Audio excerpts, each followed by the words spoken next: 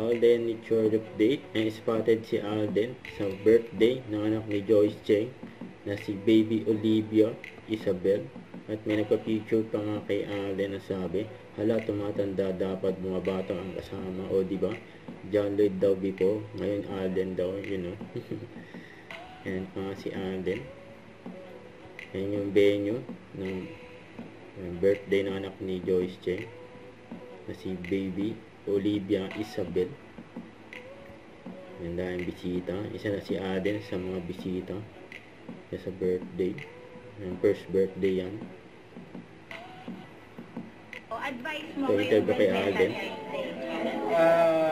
Everything is fleeting. I mean, let's strengthen our faith in times like this, especially those who dun sa mga tao nakakaranas ng mental health problems at the moment.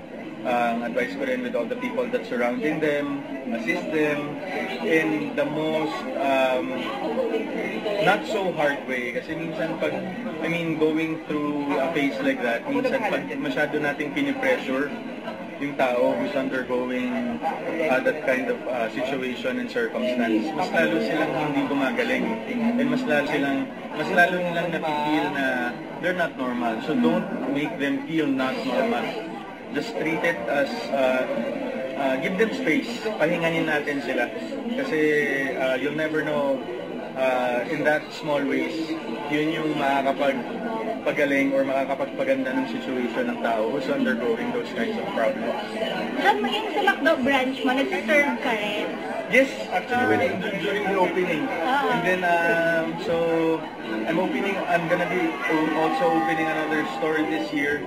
Yeah. So, by December, so I'll keep you guys posted. Sa Laguna rin ba? Yes. Oh, wow. Sa Laguna, yes. Nice. So, doon na mismo sana, Yes, sa bayan Santa Rosa. namin, sa Santa Rosa. Anong kaibahan? Sorry. Dalawa. Anong kaibahan ng pagkakaroon ng resto sa pag-run ng McDo, ng fast food? Iba kasi, I have restaurants.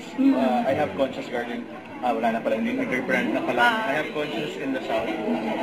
But with fast food kasi, ang na-appreciate ko kasi with what's happening right now is McDonald's already has business model. So all we gotta do is just follow that. Kasi iba ang fast food eh.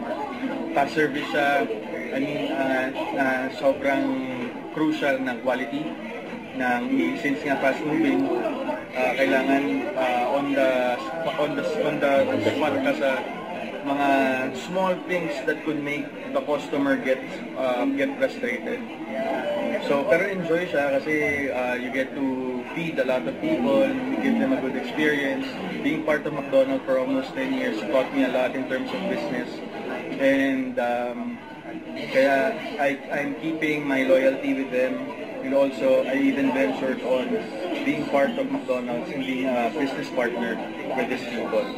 Kanina may barda. Hindi mo ba namimiss magka-love team? No. So masaya ka solo flight forever? Yes. That's so random. Kasi diba mahilig ka rin mag-gaming. Yes. So paano siya nakakatulong?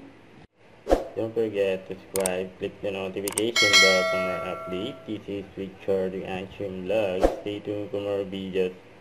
See ya.